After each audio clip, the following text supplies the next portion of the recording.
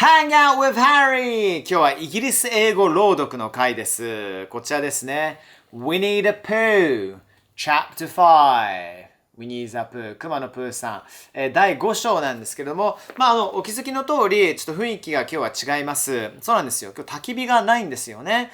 今までだと、焚き火のね、空気感、雰囲気が好きという方もいらっしゃれば、ちょっと焚き火の音が少し、ちょっとうるさいかもしれないなという方もいらっしゃったので、今日はチャレンジです。チャレンジする中で皆様がしっかりとテキスト、この文章をですね、見ながら、朗読していこうと思うので、見終わった後、どっちがいいのか、焚き火バージョンなのか、それとも Today's version なのか、教えてくれたら嬉しいです。Okay? Are you ready? Here we go.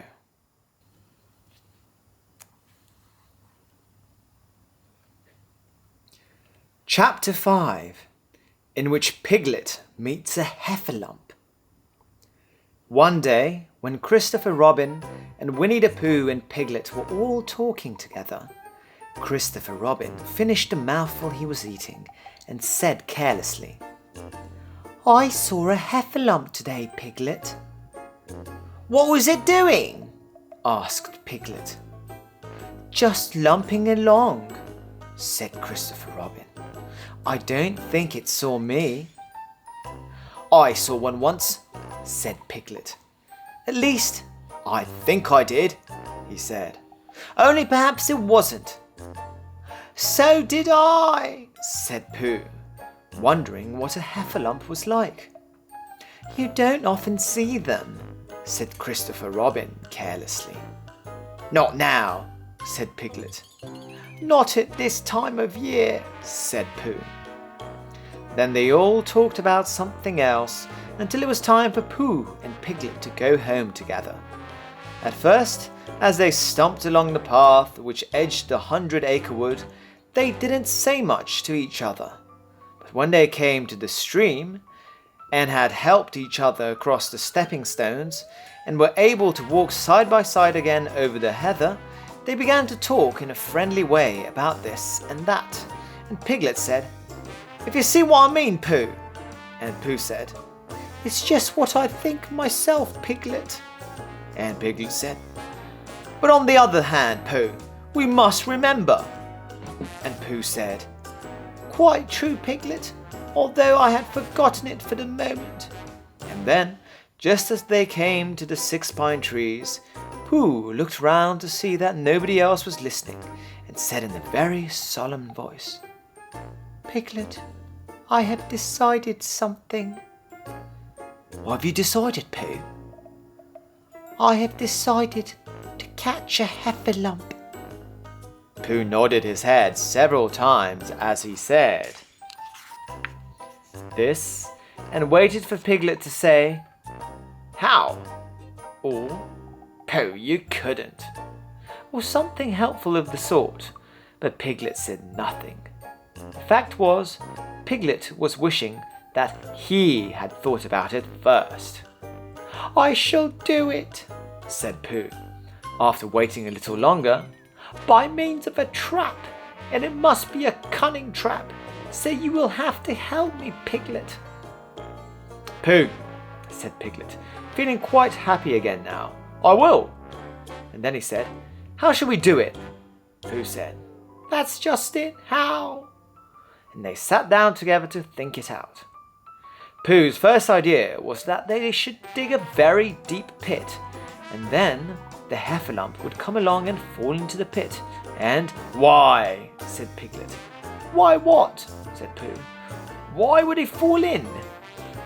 Pooh rubbed his nose with his paw and said that the heffalump might be walking along, humming a little song and looking up at the sky, wondering if it would rain, and so he wouldn't see the very deep pit until he was halfway down, when it would be too late. Piglet said that this was a very good trap, but supposing it were raining already? Pooh rubbed his nose again and said that he hadn't thought of that. And then he brightened up and said that, if it were raining already, the heffalump would be looking at the sky, wondering if it would clear up, and so he wouldn't see the very deep pit until he was halfway down. when it would be too late. Piglet said that. Now that this point had been explained, he thought it was a cunning trap. Pooh was very proud when he heard this, and he felt that the heffalump was as good as caught already. But there was just one other thing which had to be thought about, and it was this. Where should they dig the very deep pit? Piglet said that the best place would be somewhere where a heffalump was, just before he fell into it, only about a foot farther on. But then he would see us digging it, said Pooh. Not if he was looking at the sky. He would suspect if he had happened to look down. He thought for a long time and then added sadly, It isn't as easy as I thought. I suppose that's why heffalumps hardly ever get caught. That must be it, said Piglet. They sighed and got up, and when they had taken a few gorse prickles out of themselves, they sat down again. And all the time Pooh was saying to himself, If only I could think of something. For he felt sure that a very clever brain could catch a heffalump if only he knew the right way to go about it.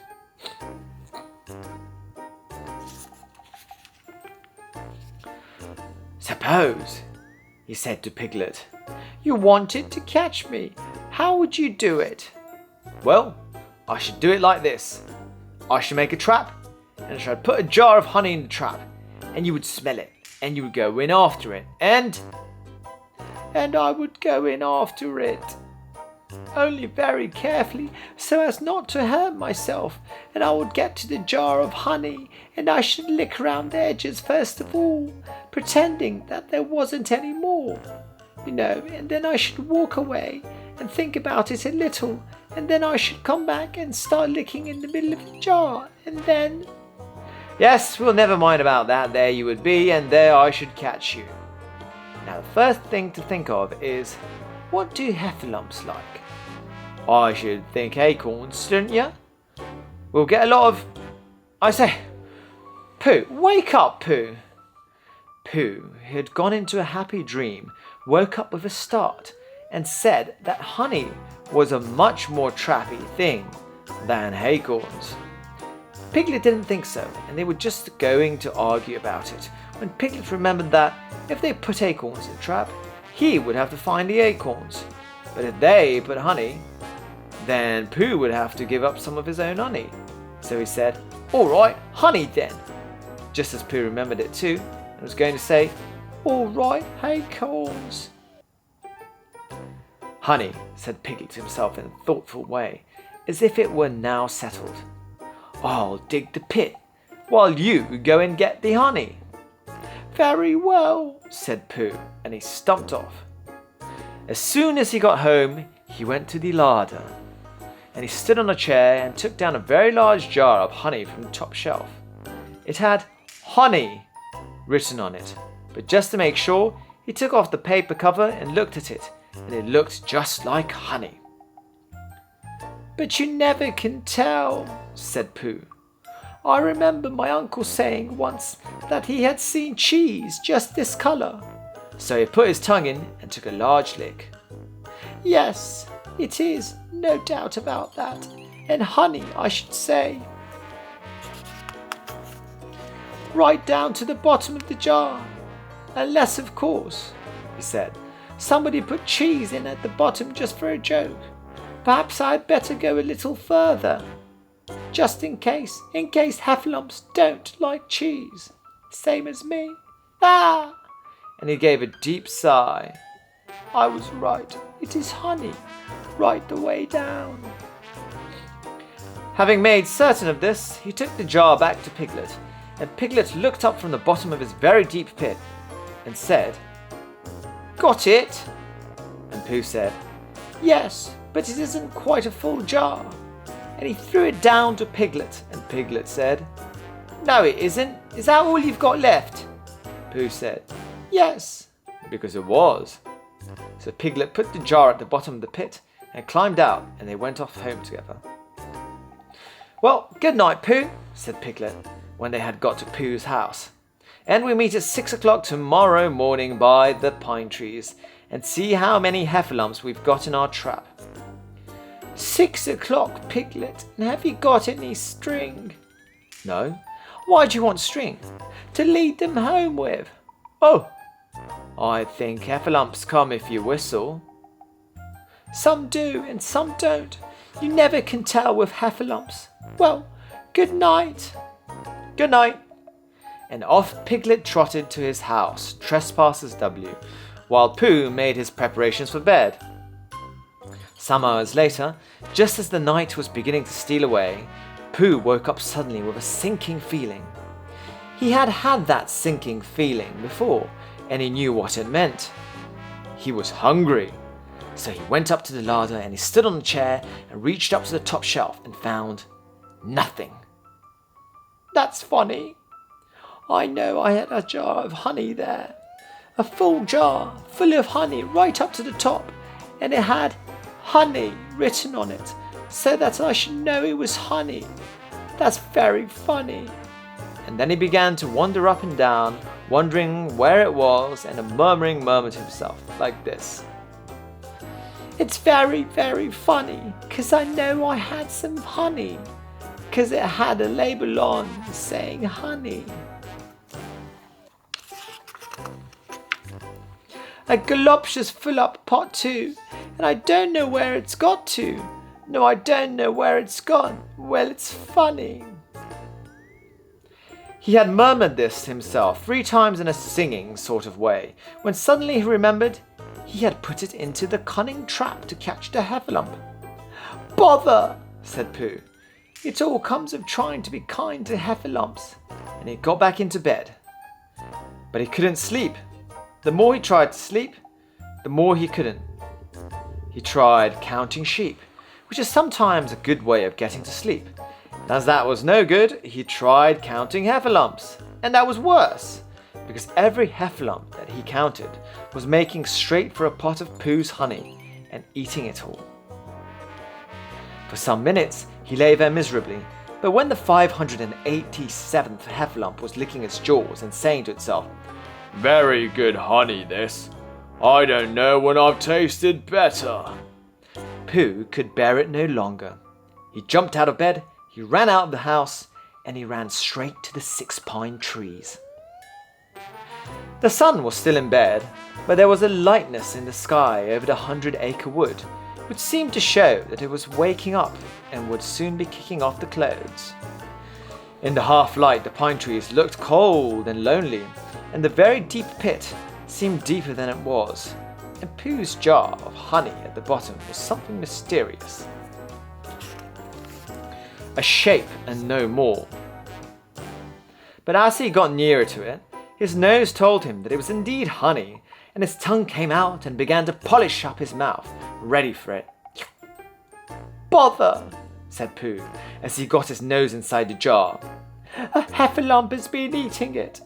And then he thought a little and said, "Oh no, I did. I forgot." Indeed, he had eaten most of it, but there was a little left at the very bottom of the jar, and he pushed his head right in and began to lick. By and by, Piglet woke up. As soon as he woke, he said to himself, "Oh." Then he said bravely, "Yes." And then, still more bravely, "Quite so." But he didn't feel very brave, for the word which was really jiggetting about in his brain was heffalumps. What was a heffalump like? Was it fierce? Did it come when you whistled? And how did it come? Was it fond of pigs at all?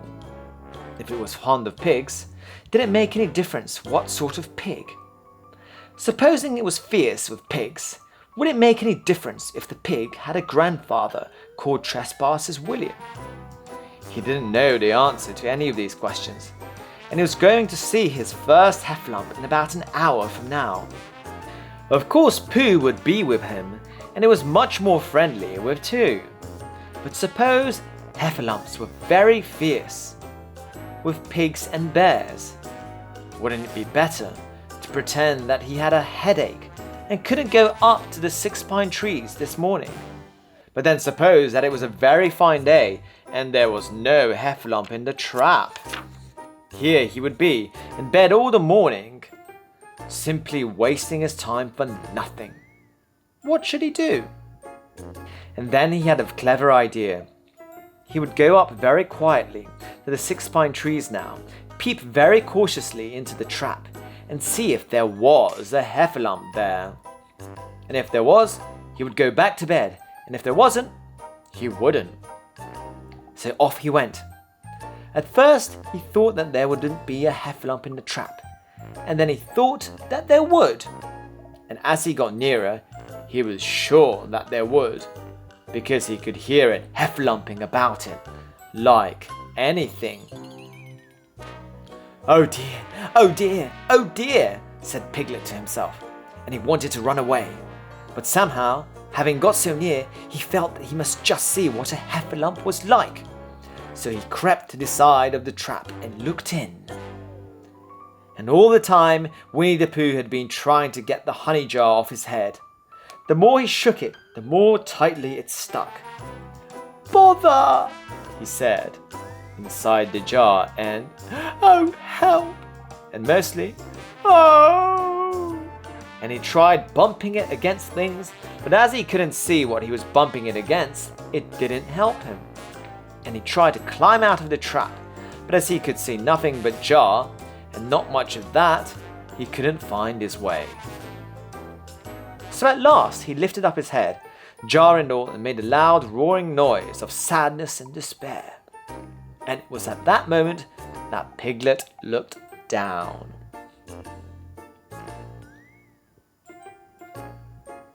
Help! Help! Cried Piglet. A heffalump! A horrible heffalump! And he scampered off as hard as he could, still crying out, Help! Help! A horrible heffalump! Hoff! Hoff! A hellible horrorlump! Hull! Hull! A hoffable hellerump! And he didn't stop crying and scampering until he got to Christopher Robin's house. Whatever's the matter, Piglet? Said Christopher Robin, who was just getting up. Hef! Said Piglet, breathing so hard that he could hardly speak. A heffalump! Where? Up there, said Piglet, waving his paw. What did it look like? Like, it had the biggest head you ever saw, Christopher Robin. A great enormous, I don't know, like an enormous big nothing, like a jar. Well, said Christopher Robin, putting on his shoes, I shall go and look at it. Come on. Piglet wasn't afraid if he had Christopher Robin with him, so off they went. I can hear it. Can't you? Said Piglet anxiously, as they got near. I can hear something, said Christopher Robin. It was Pooh, bumping his head against the tree root he had found. There, said Piglet. Isn't it awful? And he held on tight to Christopher Robin's hand. Suddenly, Christopher Robin began to laugh. Ha ha! And he laughed, and he laughed, and he laughed. And while he was still laughing, crash went the hefflump's head against the tree root. Smash went the jar, and out came Pooh's head again. Then Piglet saw what a foolish piglet he had been, and he was so ashamed of himself that he ran straight off home and went to bed with a headache. But Christopher Robin and Pooh went home to breakfast together. Oh, Bear, said Christopher Robin, how I do love you. So do I, said Pooh.